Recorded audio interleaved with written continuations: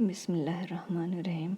सूरह निसा आयत नंबर 18 में अल्लाह पाक फरमाता है, और ऐसे लोगों की तौबा कबूल नहीं होती जो सारी उम्र बुरे काम करते रहें, यहाँ तक कि जब इनमें से किसी की मौत आ मौजूद हो तो इस वक्त कहने लगे कि अब मैं तौबा करता हूँ, और ना इनकी तौबा कबूल होती है जो कुफ्र की हालत में मरे।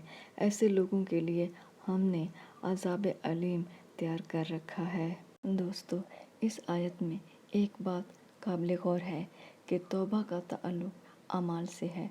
जब आप सारी उम्र गलत काम या खिलाफ कुरान काम करते रहे और आपने तौबा करने के बारे में सोचना भी गवारा ना किया, ये वक्त आपका गुजर गया।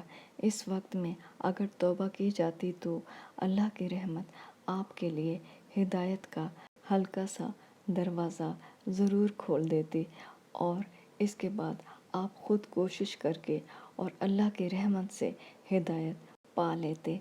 इस वक्त जब आपको ज़िंदगी की उम्मीद बाकी नहीं रही और अच्छे और बुरे अमाल की ताकत नहीं रही, इस वक्त की तौबा बेकार है।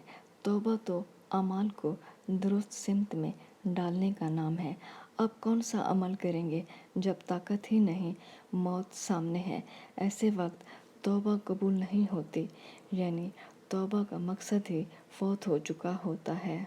हमारे माशरे में एक गुमराह कुन अकीदा पाया जाता है कि मरने से पहले तौबा कर लो तो तौबा कबूल हो जाती है। ये सरासर गलत है। इस आयत से ये बात वाज़ेह हो जाती है।